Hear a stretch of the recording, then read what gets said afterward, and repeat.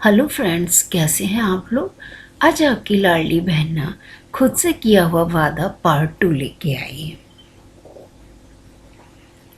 अकेली जान है बेचारी, 2-4 चीले खा लेगी तो आपका क्या बिगड़ जाएगा।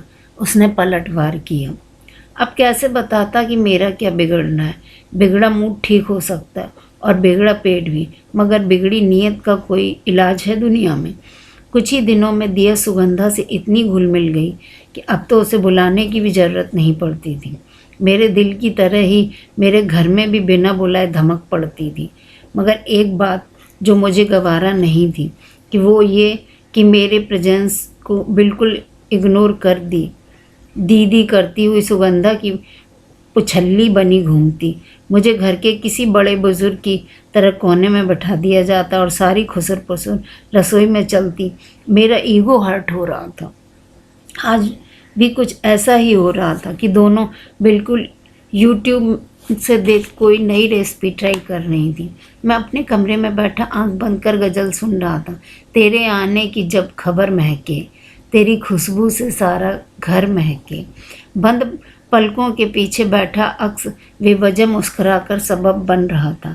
लगा जैसे कोई है कमरे में। आंखें खोली तो दिल धक से रह गया। मेरे ठीक सामने दिया खड़ी थी, मुझे एकटक देखते हुए। मैं इस लम्हे के लिए तैयार नहीं था। हड़बड़ाकर सीधा बैठ गया। सर, आपको भी गज़ल सुनना पसंद है? You know this is one of my favourite. वो खिड़की पर खड़ी हो गई, आसमान में ताकते हुए गज़ल के साथ गुनगुनाने लगी। शाम महके तेरे तसब्बुर से, शाम के बाद फिर शहर महके। कितनी प्यारी लग रही थी, जैसे किसी के प्यार में डूबी खामोश लड़की। यूं ही दिल से एक पंक्ति निकली। चांद खिड़की पे आके बैठ गया तो क्यों ये आसमान रूठ गया। मैं खुद पे हैरान रह गया।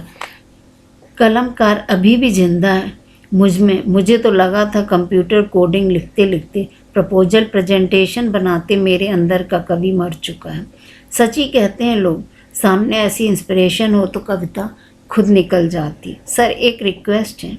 हाँ, कहो। मैं ख्यालों से बाहर निकला। इस वक्त हकीकत ख्याल से कम हसीना थी। सर, क्या मैं ऑफिस आपके साथ जा सकती हूँ? If you don't mind. Actually office cab का वेट करते करते 1-1.5 घंटा यूं ही वेस्ट हो जाता है। उसकी मासूम आंखें मिन्नत कर रही थी और मैं कतरा कतरा पिघल रहा था। Yes, why not. लेकिन मेरे वापस आने का कोई समय नहीं है। अक्सर लेट हो जाता हूँ। मैं बेकरारी छुपाते हुए बोला, इट्स ओके सर, मुझे भी यहाँ अकेले ही रहना पड़ता है। क्या काम है? एक्स्ट्रा टाइम मैं ऑफिस में कुछ नया सीख लूँगी। Thank you sir, you are such a. कुछ कहते हुए संभली। क्या कहने जा रही थी? क्या डार्लिंग जैसा कुछ? You are so sweet. उसने बात पूरी की और रसोई में सुगंधा के पास चली गई। अगली गज़ल शुरू हो चुकी थी। तेरे बारे में जब सोचा नहीं था, मैं तन्हा था, मगर इतना नहीं था। पूरी रात बेचैनी में गुजरी। दिया की मुझ पर ठहरी नज़रें सोने नहीं दे रही थी। उसकी आंखों से मेरे लिए पसंदगी टपकती थी और ये बात मुझे गुरूर से भर रही थी। मगर शायद वो अपनी लिमिट जानती थी और मैं भी। अगली सुबह मानसून ने पहली दस्तक दी। आज बाहर का मौसम भीतरी मौसम से मिलता जुलता था। कुछ उमड़ता घुमड़ता ख्याली बादलों से घिरा। ये आज तुम्हें इस मौसम में भी पसीना क्यों आ रहा है? सुगंधा ने मुझे रुमाल देते हुए मेरे माथे को छुआ। बुखार है क्या?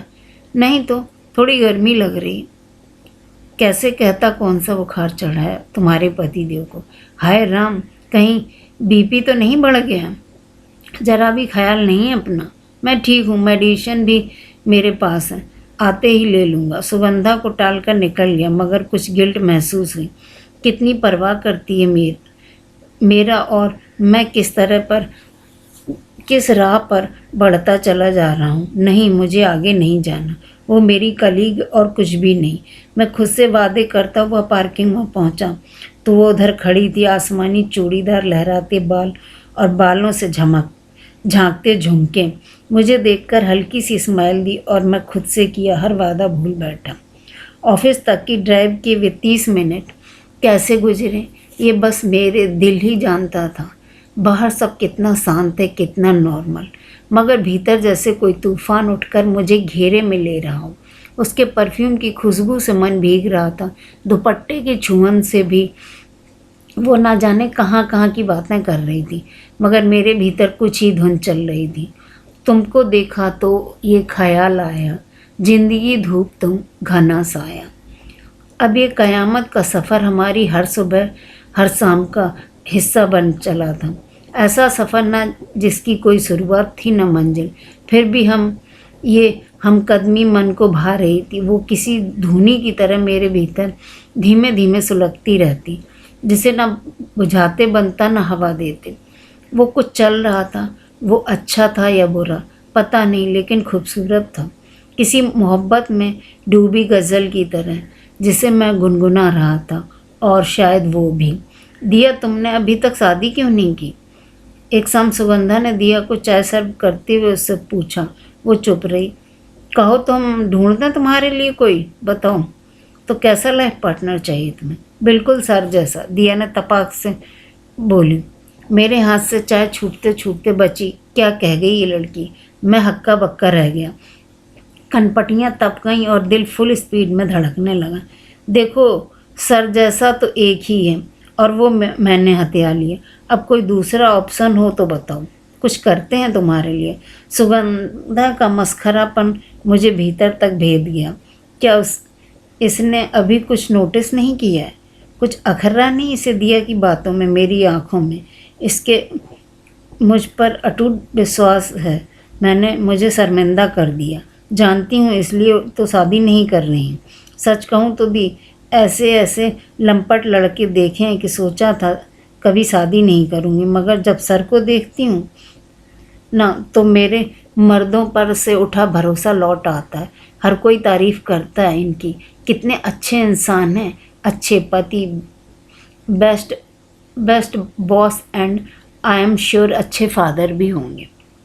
हाँ तो आई एम लकी। सुगंधा और दिया मेरी तारीफ़ों का पुराण फिर खोलकर बैठ गए और मैं खिसक लिया। कमरे में आकर फिर गज़ल ट्यून की। ना उम्र की सीमा हो, ना जन्मों का बंधन हो, जब प्यार करे कोई तो देखे केवल मन। मेरा मन देख रहा था कि उसके प्यार को वो जवाब सर जैसा मैं छुपा था। उसके लगाव की तो मेरी तारीफ़ों में घुला था, मगर ये सही नहीं है। हमें रुकना होगा। जितना आगे बढ़ेंगे लौटने में उतनी मुश्किल होगी, अफसोस होगा। सुगंधा से बेवफाई नहीं कर सकता, किसी कीमत पर नहीं, मगर इस तिलिस्म का क्या करूं? कैसे तोड़ूं इसे? दिए जैसी लड़की की पहली पसंद होने का एहसास शायद मेरे पुरुष ईगो को बूस्ट कर रहा था। गुजरते समय के साथ हम बेतकल्लुफ़ होते जा रहे थे। दिया का साथ तो नशा बनता जा रहा था, जो देर तक बना रहता और उतरने से पहले फिर मिल जाता है। एक दिन इसी नशे में डूबा मैं बाजार से लौटा तो वो घर पर आई हुई थी, किसी जेंटलमैन के साथ। कद काठी और बॉडी लैंग्वेज से आर्मी ऑफिसर लग रहा था। मुझे देखते ही दोनों खड़े हो गए। सुगंधा ने उसका परिचय कराते हुए बड़े उत्साह से कहा, देखो ना, उस दिन कैसे कह रही थी कोई मिला नहीं, आज पूरा जिंदा इंसान साथ ले आई है। ये कैप्टन मिश्रा हैं, दिया के मंगेतर।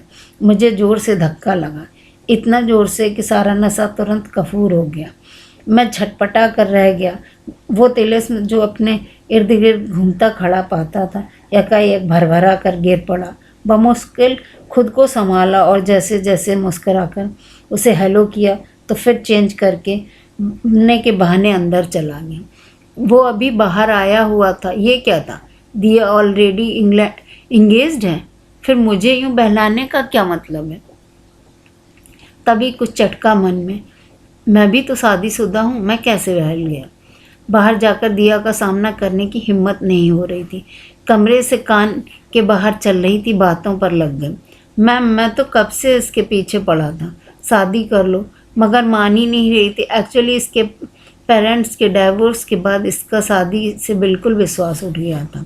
वो तो सर और आपको देखकर इसे लगा कि सारी शादियाँ एक सी नहीं होती ना ही सारे मर्द एक से होते हैं। तब जाकर इसने हाँ की। इसलिए मैं सबसे पहले आप दोनों को थैंक्स बोलने चला आया। इसका मंगेतर हंसते हंसते अपनी आप बीती सुना रहा था। दोस्तों, आप लोगों को ये कहानी कैसी लगी? अगर आप लोगों को इस कहानी में कुछ भी अच्छा लगे तो प्लीज़ लाइक कीजिए, सब्सक्राइब कीजिए और अपने दोस्तों और रिश्तेदारों के साथ शेयर कीजिए। धन्यवाद।